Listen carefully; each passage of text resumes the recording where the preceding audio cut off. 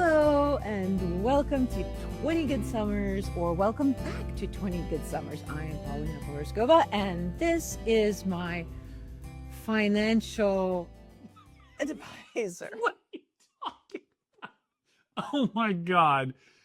Jeff Greenstein. I guess this is now a running bit. Yeah, I tried to say something about you and I fail utterly every time. Yeah. I mean, my favorite so far has been Big Bald Baby. Yes. That's fine. You could just use that every time if you want. Yeah, I don't want to infantilize you. Okay. But besides that, financial advisor is also not It's right. also wrong. I was trying to think of something like, and this is my sugar daddy. That's what I was thinking. That's what you were thinking. That's what I was thinking about Wow. saying. Although, of course, that is tragically not so. Also, I think very few people would conflate the idea of the sugar daddy and the financial advisor. What? It's the same thing. All I right. get it. I feel like this is your way of deftly taking us into one of the topics we're going to cover today. Is that correct? Oh, so deft. That was so deft. It was like I rode in a tank onto a Swan Lake stage. That was as deft as that. Yeah. Yes. Well, today we wanted to talk about finances. We wanted to talk about 20 Good Summers and the financial side of having either gotten divorced or having a partner pass, and where we usually end up with our finances midlife, and then sort of, yes, what you do with this as you're spending your last 20 good summers on this earth. May I enlarge upon what you just Please said? do, because you can't do any worse than I just did. Here's the thing. You know how I love when we are right on theme. One of the things we were talking about is how when you meet at this time of life, okay, at the dawn of the third act, the beautiful third act, typically you have had a career and you maybe have saved some money and you are thinking about possibly retirement or travel or all sorts of leisure time things, and you are set in a certain way. Right? Right. And I think one of the things I would like to start by talking about is inherent asymmetries between what women face at this age and what men face at this age, because I know this is something that you have spoken about on occasion, but I think in talking about, I'm also very nervous about this topic, guys. Very nervous, because I worry that there is no graceful way. I'm a Southerner, and we're always told that money is one of those things you never talk about. So I'm worried about whether there is a graceful way to discuss this. You know what? That's not just the South. I mean, as a Eastern European, I was also taught that you should never mix money and feelings, money and emotion. I mean, one of the first things when my husband and I were about to get married, and I was all of 23, and he was like 40 something, I remember people saying, "You guys need to sign a prenup," and my husband going, "Prenup? Like pulling money into our love? That's terrible. That's so disgusting. I don't want to have anything to do with that, because that's like betting that our love will fail." Like there was something dirty about involving money into a love relationship.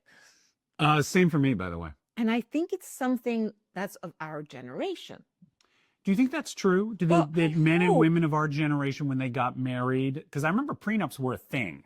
Like in the 80s, prenups were kind of a thing. Yeah. And especially amongst the high income people. Yeah, but I think in general there was a concern about like protecting yourself, and then of course that's an incredibly unromantic idea to bring into. This is what you're saying. But, to bring in. Yes, go ahead. Oh, I'm so sorry. No, I interrupted you. No, I was just going to say, the protecting yourself, though, in the 80s was mostly the man protecting himself against the woman. Yes. As divorce laws were becoming slightly more female friendly. Yeah, I remember there were high profile palimony cases. That's right. And a lot of these seem to come out of Southern California, as a matter of fact, where, there was no fault divorce at that point. There was a lot of financial awards in the aftermath of a breakup that seemed asymmetrical. And so prenups became a thing, because I think a lot of guys saw this happening and didn't want to be dragged into court. And so it's like, how can I get her to sign something on the A side that ensures I'll never have to deal with this on the B side? But also, so I don't have to give her half of everything, which she doesn't deserve because I'm the one who made the money. Okay. Can I go back to this issue of asymmetry? Because this has a way of asserting itself where finances are concerned. But one of the things that you have spoken about is the arc of power for men and women as they age. Can you That's kind of crystallize that observation? Well, let me see if I can, because with my brain is so on fire today. You're doing great. I might just correct the whole thing again. So I've said this to you quite a few times, but something I believe to be true is today, culturally and societally, still, men as they age, they gain in power, and women get less power as they age. Women's power diminishes as they age. And of course, this is partly based on a man becoming more powerful as he's more established and has more money, and a woman becomes less powerful as she looks older. I mean, that's a completely inequality on what our power bases are based on, right? Men are all based on I guess, on money and how much significance they have in the world.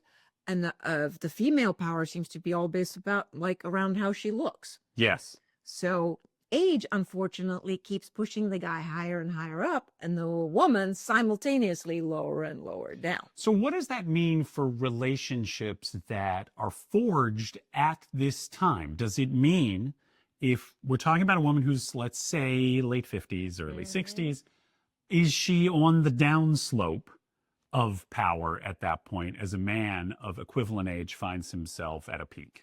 Is that true? And we're generalizing like crazy, guys, but that's what this is all complete generalization, of course, because we know that a woman in her 50s and in her 60s is actually at her peak powers, as is a man, as far as intellectually and mental capacity and emotional wisdom and all of that mixed into one, with the physicality still being young enough. Like, you're sort of at your prime in your 50s and your early 60s. But your means and power, as you're saying, may not be reflected in the world. In the world.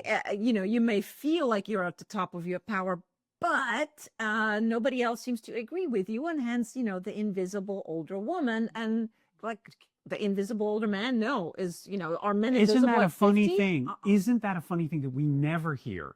Ever. It's funny. When you said that, I realized that there is no equivalent. No, as much as the whole issue of women becoming invisible as they age, you never hear that said about guys.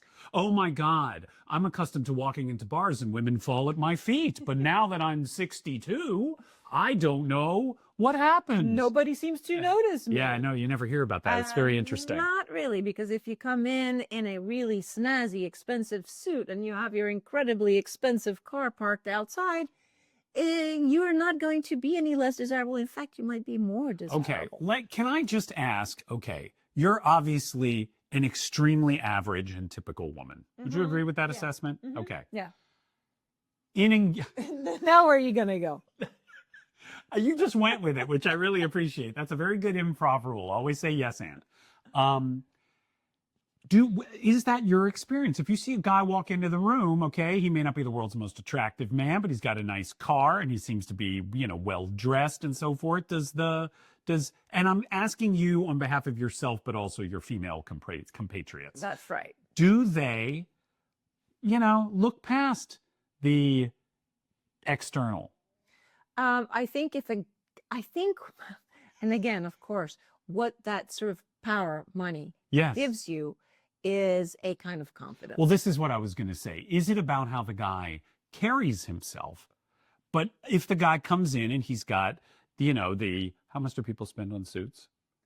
Oh, it could be thousands. Okay. If a guy comes 6, in, 000, okay, thank you. 10,000. You now know that I'm not a guy who spends a lot of money on clothes. But now, the guy comes in, he's in the $7,500 suit. He's got the $20,000 Rolex. He's got the super expensive, Oliver Peoples. What's the nice glasses? I'm trying to paint a picture here. Yeah, that guy comes in. with a little bit of a bounce in his step. Yep. He's feeling pretty good. Okay. He's Yep. got the gold card And or he the platinum probably card. also has the tan from same parts and the muscles from, Equinox. Okay. But I painted such a beautiful picture. I want to make sure that I get to my point. Is that attractive to a woman? I think it's attractive to a lot of women. Yes. Is that because, I'm so sorry, but is that because they are thinking, this is a guy who can take care of me?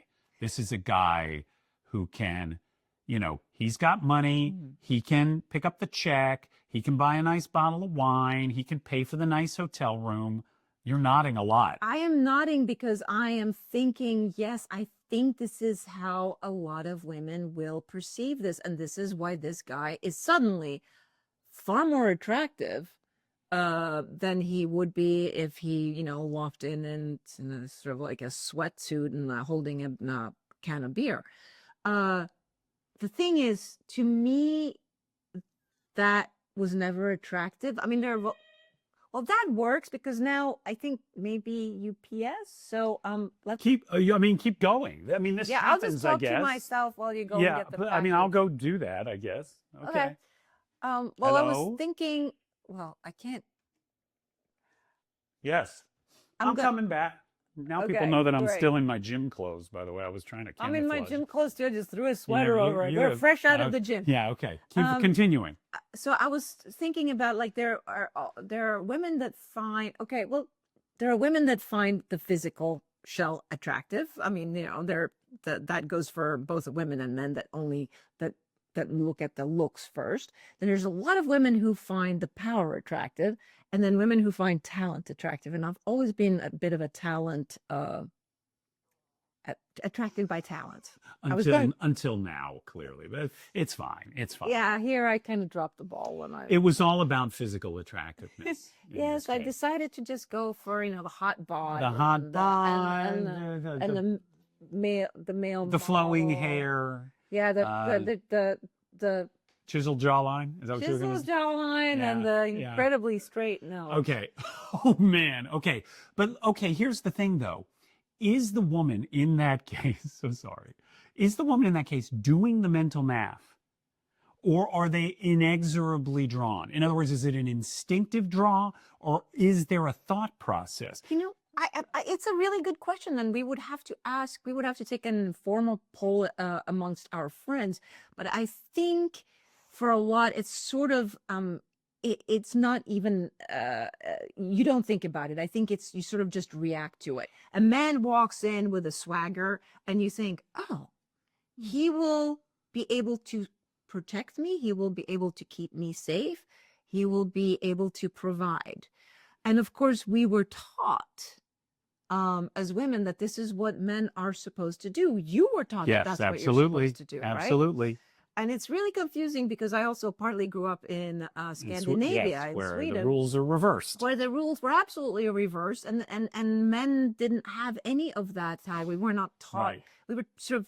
It's not that we were taught the opposite, but in the Czech Republic, I picked up the man is supposed to provide, and woman is supposed to clean house and take care of kids. And then in Sweden, it was like, no.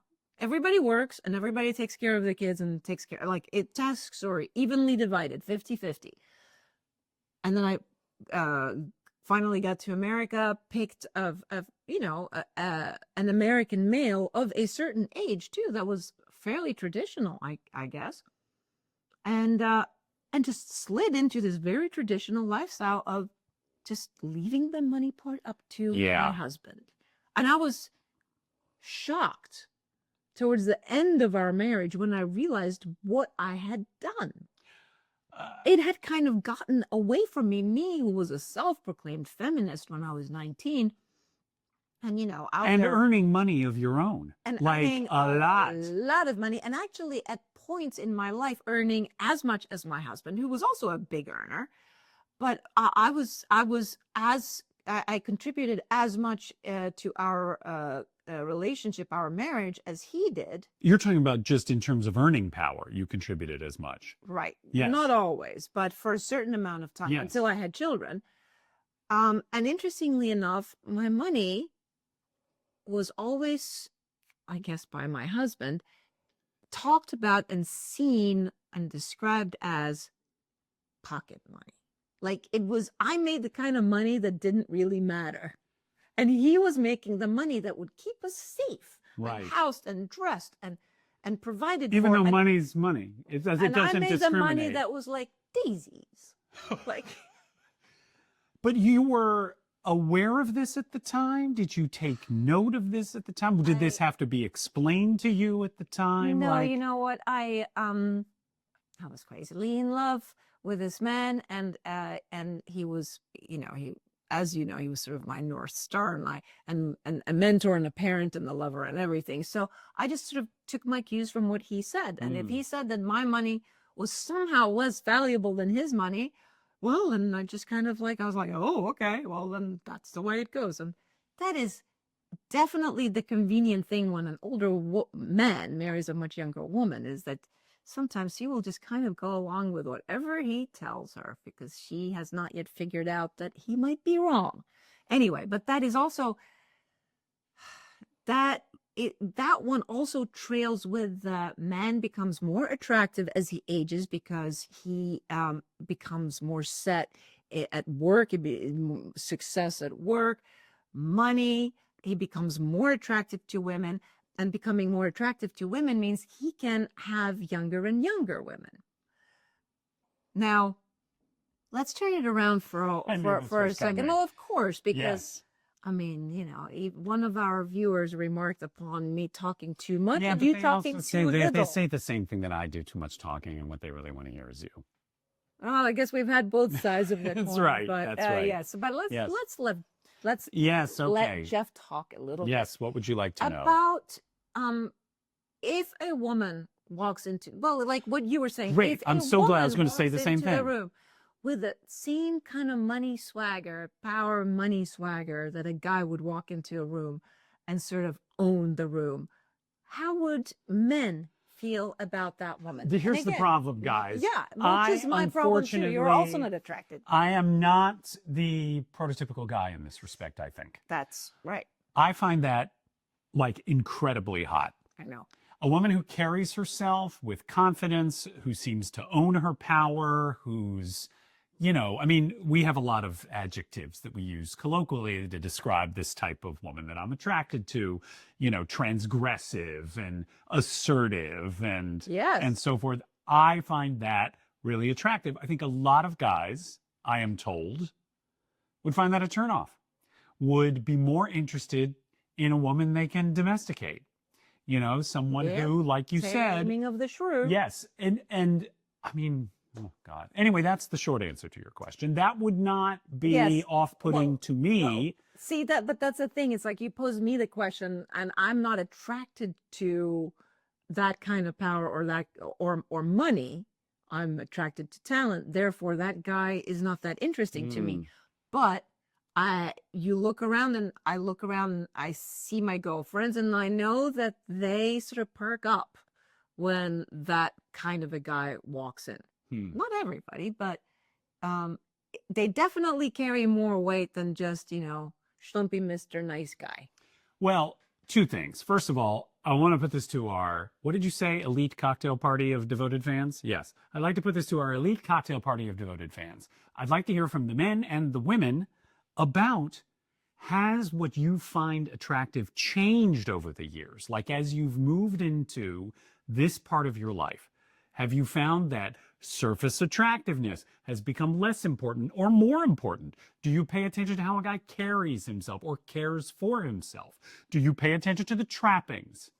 The great wristwatch or the nice suit or the excellent car? And I think things may change a little bit when you get to be our age. And again, I'm theorizing only, and also speaking, I guess, from my point of view, because I'm me, is that when you reach 50 or 60, you've had a career. You've been working, you've sort of established yourself in whatever thing that you thought you were going to do. You have a certain amount of money. You might have put some away. If you've been a career woman. And so perhaps you're not going to look around for a a guy with that kind of power because you have it yourself. You bring it into a relationship. You don't need somebody to be looking after you. You're not going to start a family. You're not going to have children. Yes, right. So you don't need the protector and the decider and, the safety that economics brings. But you might also be one of the many, and I think this is actually statistically a lot more common, women who gets divorced after having spent a lifetime taking care of the husband and the kids and the house, and now you find yourself with half of nothing. Right. And then obviously, I guess then a man with some money would again be more attractive than not. And unfortunately, the man with the money is now so attractive that he can take a woman 20 years younger, 30 years younger. And so I guess the shitty place to be is to be like 50 or 60, not have any money because you didn't get either a fair settlement in your divorce, or you didn't really have much to start with, or your husband took it all because the rules of your state were not as favorable as California. Yes. And so you find yourself aged, so your power has diminished because your looks are waning in people's eyes, and you don't draw the man who's going to provide.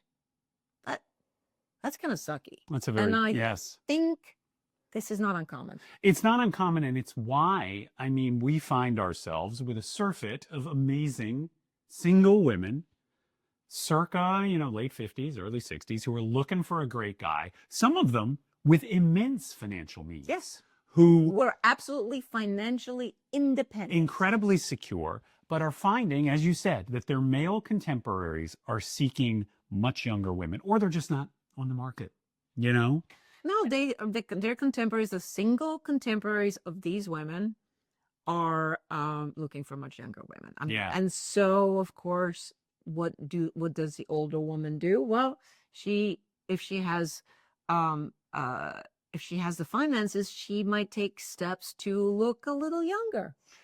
What's your experience in that regard, personally or among your group of friends? That the women who choose to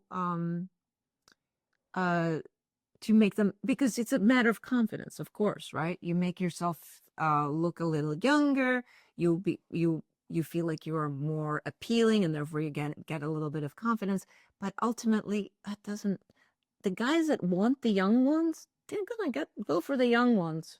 As opposed to the woman who has invested an enormous amount of money in blasting off her wrinkles and, tightening her neck and so forth in an attempt to look like what they think that man is seeking. Exactly.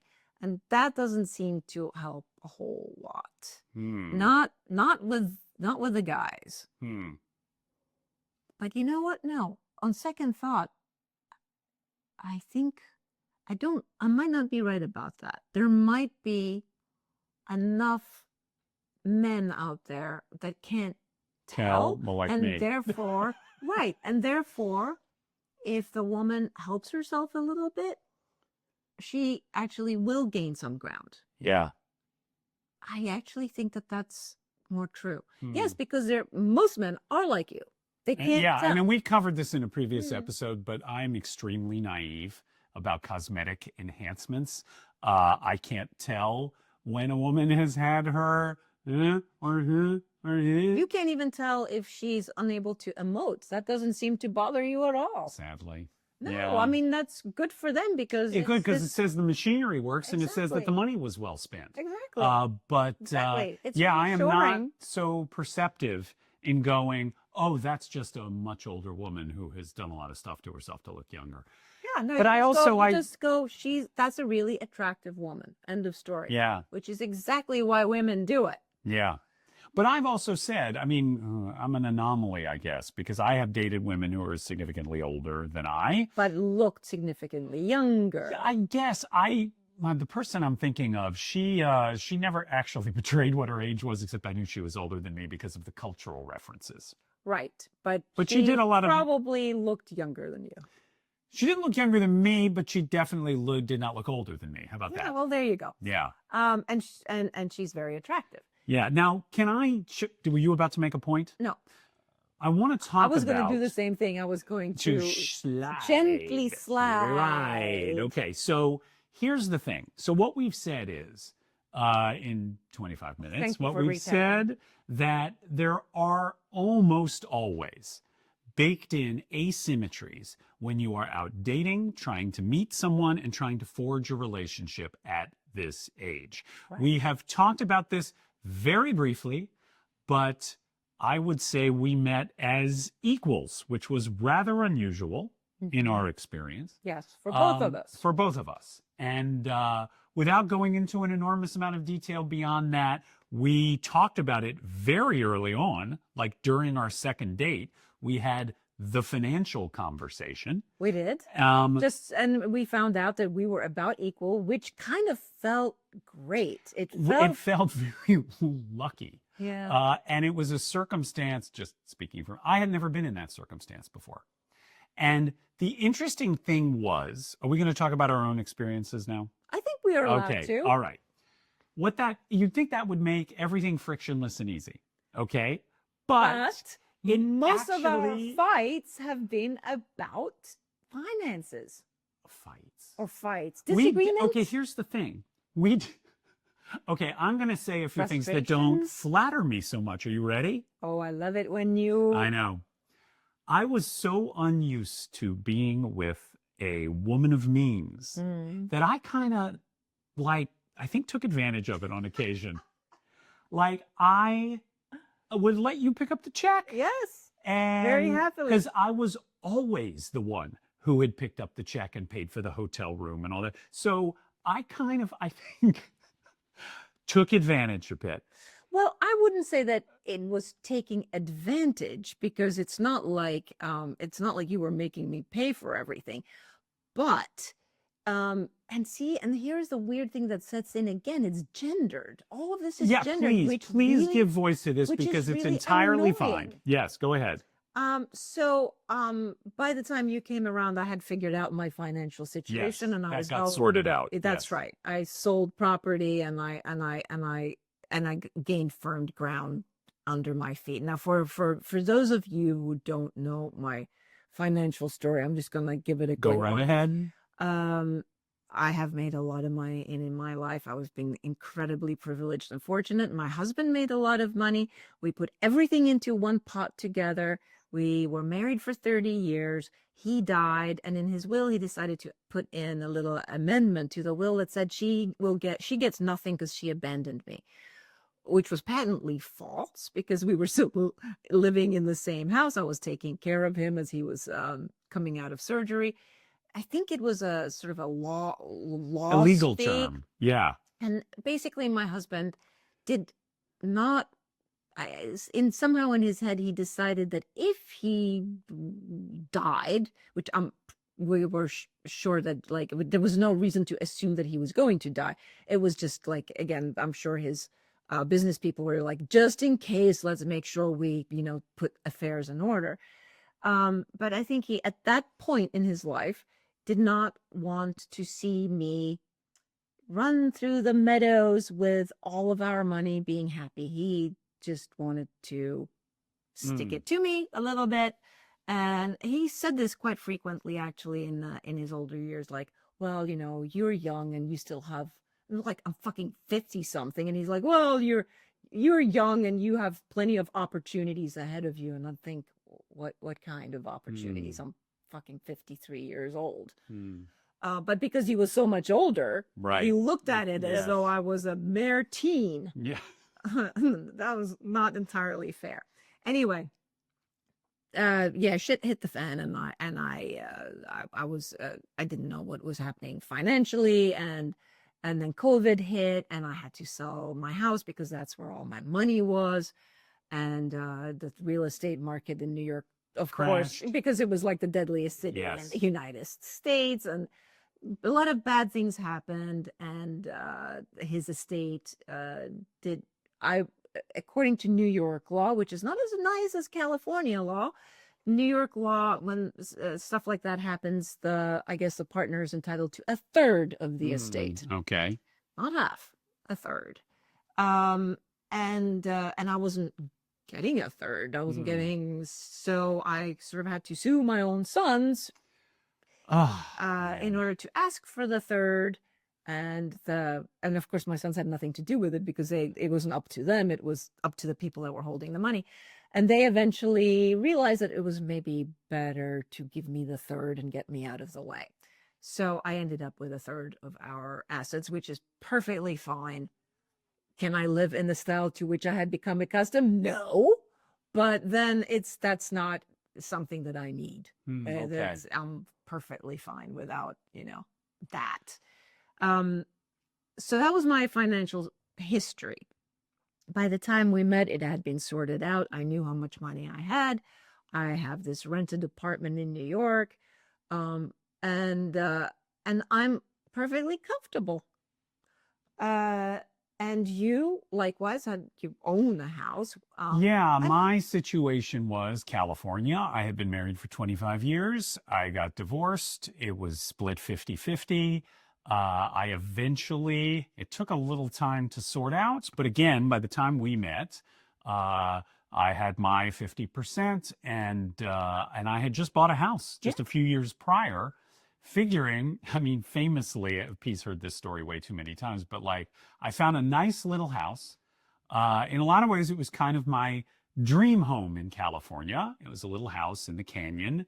And I remember the day that we closed on the house, that's not odd. The day I closed on the house, I called my sister and I said, I think I just bought the house I'm going to die in. I was pretty sure that the rest of my life would be spent with Los Angeles as a home base. And everything was kind of settled out. And then fate took a hand. Yeah. But similarly, we both things had settled out and things were stable. So we knew where we were, and we are incredibly privileged, you guys. We're incredibly privileged. We're incredibly lucky. So we're comfortable. Okay, but I want to go back to me being a kind of jerky. What I was going to say was, so we were about equal. And so I'm the first woman of means that is equal to your means, when we start dating. And I, again, having grown up in Sweden, I do believe in carrying half the weight. Right.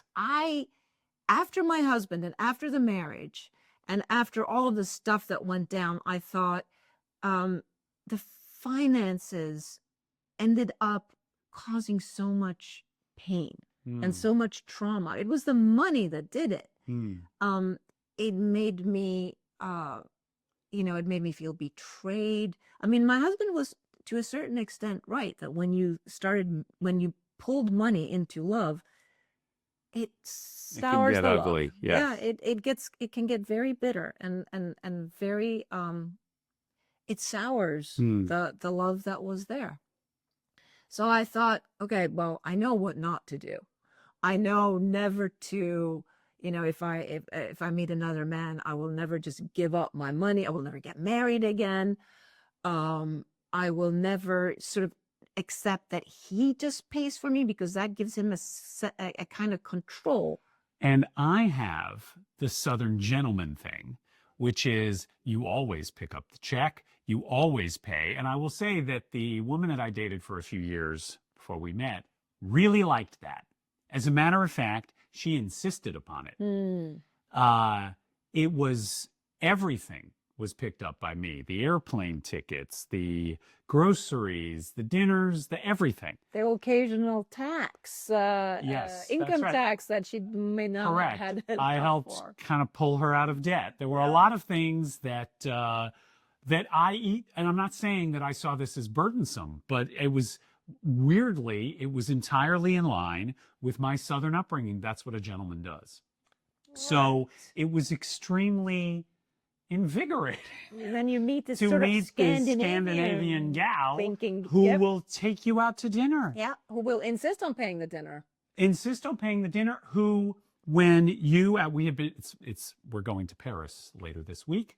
I had never been to Paris before we met. I talked to you about that when we were getting to know each other.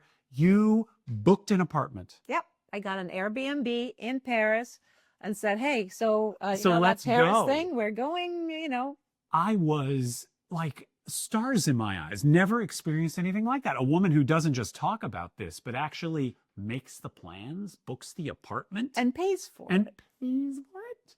I was delighted. It was so unaccustomed. So it didn't feel emasculating No. to you. I didn't find it emasculating, but I think, just to go back to because I am not a man of necessarily sterling character at all times, I think I enjoyed it a little too much. You're great. I think I enjoyed it a little too much. And I think it was such a novelty to you, and you were so like, oh, this is really great, that at a certain point, and this was when we So were actually, embarrassing. but you know what? This was, to be fair, we were in Europe. Yes. And I was working incredibly hard because I was doing a book yeah. tour PR. Right. And because of the book tour PR, everything that was paid for by the company that booked it, yes. Exactly, I was working for them. I was working my ass off. I was Right, like working exactly. 16-hour days. Yes. And then they paid for our hotel rooms and our dinners Right. and things like that. And this is where I noticed, like, Jeff should pick up dinner tonight Occasionally. because this is all on the sweat of my brow. Yes. And Yes. you felt, and we had to talk about this, right? Because you had this kind of inner, like, resentment that began to ignite. Like, why are you just like taking the bride, not giving any thought to the fact of how we got all this groovy stuff? So there were, over the first couple of, I would say, year and a half of our relationship, occasionally it would be like, well, I paid for the cab last time. It's time for you to pay for the cab. And it got kind of, I would say, kind of tedious. And I didn't like that we had to talk about this all the time, and I didn't like how I was mentally keeping track. And I knew you were too, and you didn't like it either. Track too. And but at the same time, I thought, I'm not going to let go of keeping track, Right. because that is what I had done in the Exactly. past. That's the thing. This is about the baggage, right? We both had experiences of having the rug pulled out from under you, or constantly having the expectation that you should be the provider and you're always going to be the one. And so all of these prejudices led to, as it turned out, certain resentments starting to come into play. And I believe it was I who said at a certain point, wasn't I the one who pitched kind of the fix for this? Yeah, you did. Here's what I suggested. I said, darling, why don't we open a teeny tiny joint checking account that we'll each throw an equivalent amount into, and we'll get a little joint credit card. And we'll charge these things like It's a cabs, very small little teeny credit card. tiny. Yeah, It's teeny tiny. It's like that big. Teeny tiny. But let's just get Like a a marble. small joint account going that we top off from our individual funds. And in equal measure. in equal measure. And every time the bill comes due, we'll throw in enough to pay the bill. And since then, no friction whatsoever. Anything that, like groceries, the cab, the thing, we put it on that card. And then every once in a while, you splurge on me, I splurge on it's you. It's my choice, and it's not something that you're expecting from me, Correct. and vice versa. And so it works really, really well for us. And I have to say, this is credit to a girlfriend of mine. I have a girlfriend, actually, that I remember talking to her about this because I found it interesting. A girlfriend who has quite a bit more money than her partner. Yeah. And I always wondered, how do they not get resentful? Because they do take trips to Europe and they do all sorts of fun stuff. But although his work was very worthwhile and really important, he made much, much less money. Right. And she had inherited a lot of money. Right. Or she had inherited money. And I wondered, I asked her about that once, about like, how do you do it financially? Because I couldn't figure out how to be in a relationship with being able to speak about the finances. Oh, the whole topic felt off The limits. whole topic felt wrong. Like I couldn't bring up money because it would somehow sully the relationship. Yeah.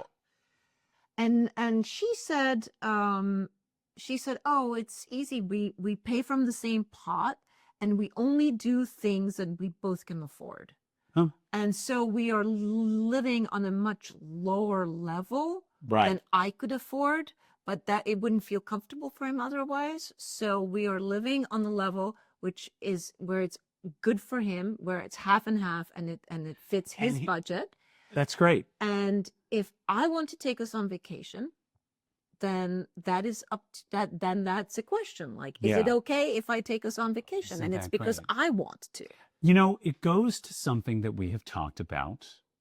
It's a recurring theme on this show. That is an us style approach, right? It's all that's about teamwork. what's good for the team. Yeah. Like, just because one partner has means that outstrip the other partner's means doesn't mean we should be living way up here all the time, because he's going to feel bad. Well, He's actually, gonna- come to think of it, a relationship that I was in before my husband. Yes.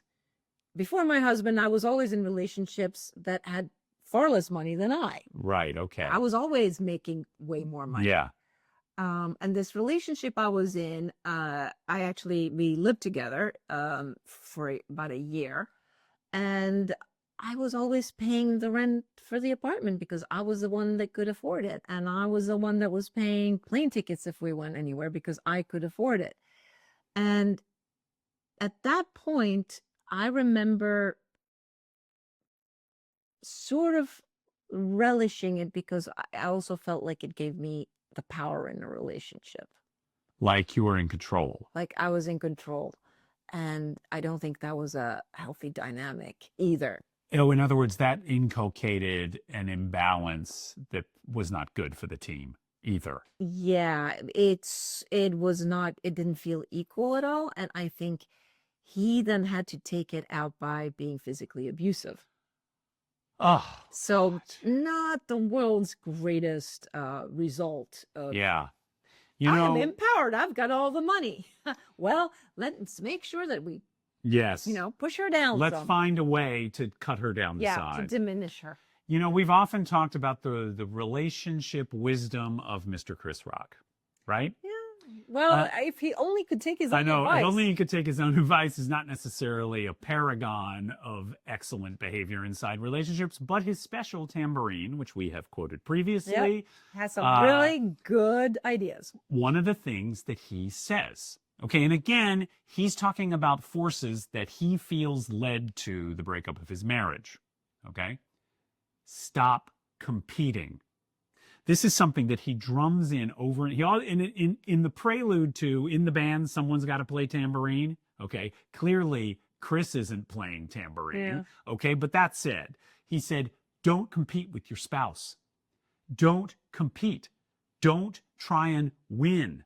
If it's a win for me, it's a team win. If it's a win for her, it's a team win. Okay. The idea of an undercurrent of competitiveness, like you were just describing, is corrosive. And it's going to lead to pushback and asymmetries that become resentments that become corrosive and damaging.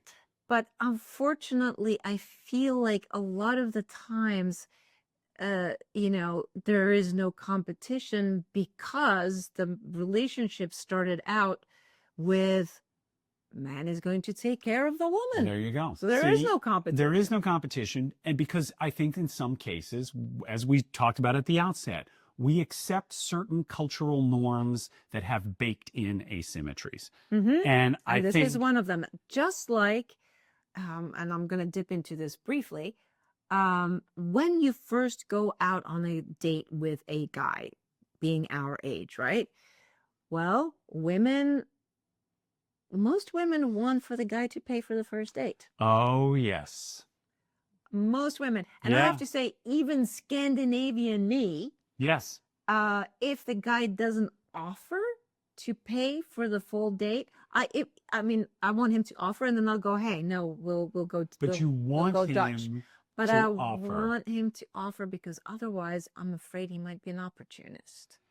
This is so interesting to me. I'm so glad you brought this up because when we were first incubating this podcast, this was one of the first things that we talked about is I think the modern woman wants to be perceived as an equal, to be on an equal footing. She's nobody's baby. You don't need to take care of me. I got mine. But you also... But you start off the date with, and pay for and me. want the guy to pay. Pick the place. Yes. And pay for Make it. the plan, pick plan. the place. And then court call me back. Pick me up. Yes, call me back promptly. There are all sorts of societal and cultural norms that women expect, men expect similarly. I think and again, I think that the younger generation, like I think our kids, they may not feel this way. I think they're far more equal than we are. But this is how we were brought up. This is what we saw around us. This is the expectations. And I don't know any of my girlfriends, unless we were dating a much younger man. In which case, it's perfectly fine to pay for him or to pay half.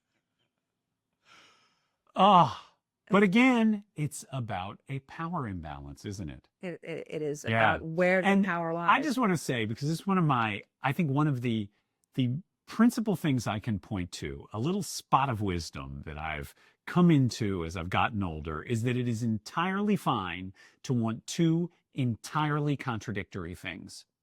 That is complete. Why are you squinting? Well, I am squinting because I'm thinking, yes, it's perfectly natural, in fact, to have two contradictory. Thank you. Two contradictory feelings at the same time. We often have those. But you can't act on both of them. You shouldn't act on both of them. Well, act on. You're absolutely right, because it's a trap. Yeah.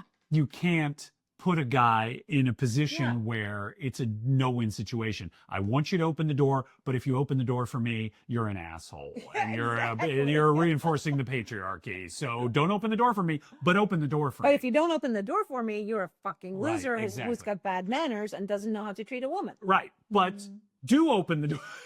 So you're absolutely right that expecting someone to satisfy your two contradictory needs is unfair. Yes. But saying, this is something that I have often, I'm going to compliment you. And I know you don't really like when I compliment you. Well, as long as you compliment me in a very specific fashion. Way, okay. Fine, yes. I think one of the things that I think you talk about on Instagram when you talk about, expectations for women as they age and your feelings about plastic surgery and cosmetic enhancements and so forth, is you are at your best as a thinker when working in that space between two contradictory desires and needs. And to me, this is interesting that we live in a society where those kind of contradictions take place, and where men and women are governed by very contradictory impulses.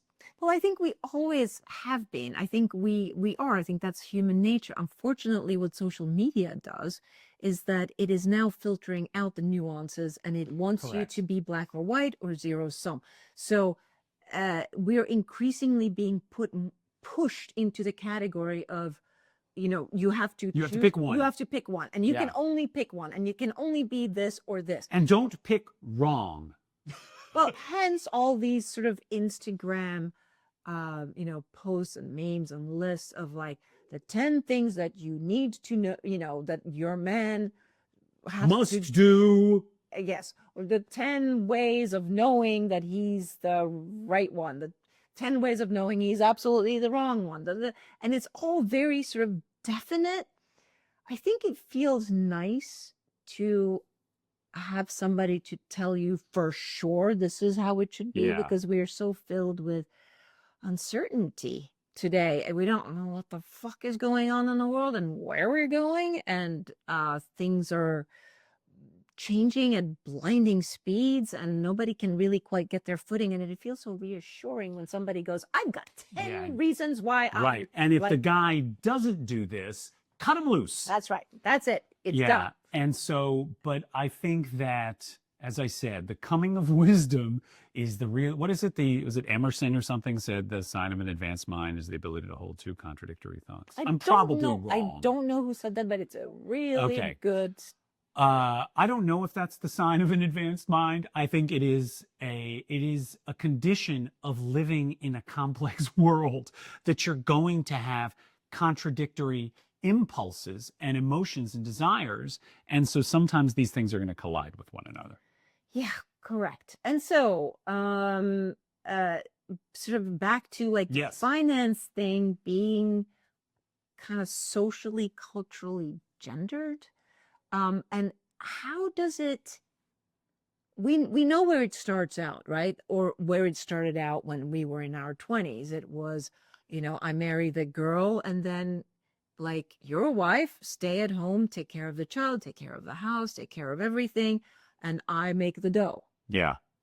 I think maybe things have changed a bit since, but I'm well, not I sure. think, okay, boy, am I about to say something. I mean, this might get me in trouble. I think that the having it all, I'm not far from the first to observe this, but I think the having it all feminist ideal that says that women should be able to do everything at once, while men are only asked really to do one thing, I think that dealt women a bad hand. How could you, how is that a hot statement? I mean, that is like well, I'm a guy, and guys are not allowed to talk about this. Well, I'll just repeat it verbatim, and so you can be. I think the idea that we expect women to, bring home the bacon, fry it up in a pan, and never let you forget you're a man, right? That all that stuff was such a raw deal because it put women in the position of constantly feeling like they're failing on some front. That's right, and I think that was very much the 80s and the 90s. If you were, if that was your young years when you were like looking to set up a family, had children, certainly the 80s and 90s was the power woman. You were supposed to do it all, and of course you were gonna fail.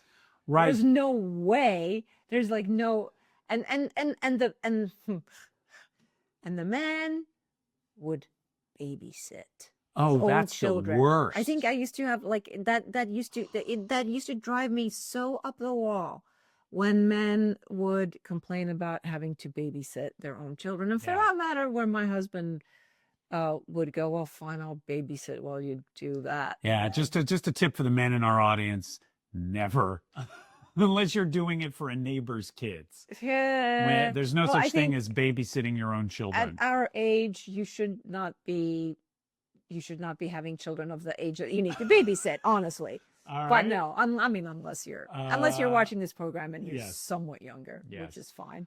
But anyway, so God, how do we get down that road? I think I don't know, but it was about women having to do it also in order to not be the housewife who is completely dependent on her husband, right? And then he strips the secretary. Exactly. And we're done with the old. Right. And I'm going to take all the money that I've stashed away in the Bahamas. And she has no career and no skill set and can't look after herself. That's right. Yes. And she has no money. Right. So states like California went to the utmost to make sure that women would be protected from that sort of action. It's debatable whether they might have thrown out some overcorrected in that respect, but that's the state of play. But women, I mean, I don't think we disagree that if somebody elects to stay at home to take care of the home front, they should have 50% completely of true. Everything. Absolutely true. That's, I mean, here is the problem. And I'm sorry, I think I often take relationship metaphors and turn them into workplace metaphors. And I don't always mean to do that. Okay. Here's what I'm going to say. Yeah. Okay. I was in a writing partnership. I've talked about how that partnership broke up. One of the things that broke up that partnership is our roles as a team diverged. I was the guy always in the writer's room, and he was the guy who was always on the set. If you're the guy who's always in the writer's room, your priority is always going to be the writing. And if you're the guy who's always on the set, your priority is always going to be the actors, the quality of the production design, the lighting, the cameras. Similarly, if there is a diversion of responsibilities within a marriage, and let's just say, to pick the most stereotypical example, the woman is the one who is responsible for the maintenance of the home and care of the kids, and the guy is out there being the breadwinner, then the guy's priorities is going to be the bread, and the woman's priority is going to be the home. Yeah. And when those responsibilities diverge to the point where you have lost sympathy for the other partner's priorities, then you're not a team anymore. Yeah. And that often leads, boy, I mean, this sounds like I know anything about anything. That was incredibly presumptuous, but I think that it does, unfortunately, fuel those kind of discord. Yeah, no, it gets back to that there is no, that's no longer team play when things start souring. I mean, as long as things go well and you're like, well, this is, you do this part in the team and I'll do this part in the team. Yeah. In the team. It works as long as there is respect for the roles. As long as there is a team. As long as there is a team. Yeah. Once a team breaks up, Yes. all hell As long breaks as loose. it's not two independent operators. Exactly. Do you know that we're Yeah. coming up on the end of our hour, and I feel like we've solved all this. So I just want to say, we do, leave something in the tip jar as an We acknowledgement. took on an incredibly difficult conversation about finances, which I think is probably some of the hardest conversations you'll ever have with your partner is the financial conversations. And I think we took it up as a challenge, and I think we mostly failed. I don't know. We'll see when we listen back to this if we said anything of note. I think But that we try, and we Yes. try, and the difference now versus 40 years ago when we were starting off with our partners, where for me, like, oh, let's not even mention right, these topics the were word. radioactive. Oh my God, no, it's just love, love, love, and then everything else will just happen naturally. Now in this relationship, one of the first things we Yeah. did was, can we talk finances? Yeah, Can we see where we're at? Can we see what our expectations of each other are when it comes to finances? Because I nor want to have a sugar daddy, nor do I want to be a sugar mama.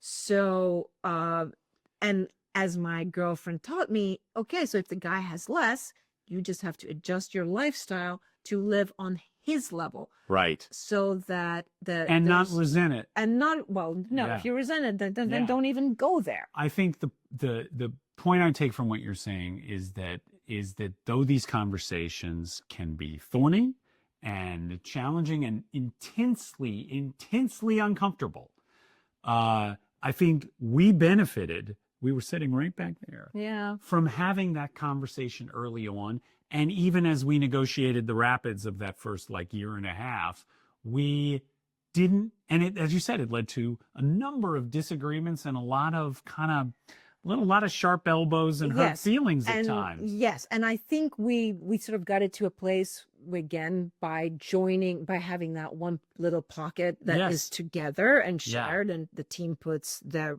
respective parts into this little pot. But we are looking to buy a property together, like really merge our lives in a very significant way. And that also includes getting married. Yes.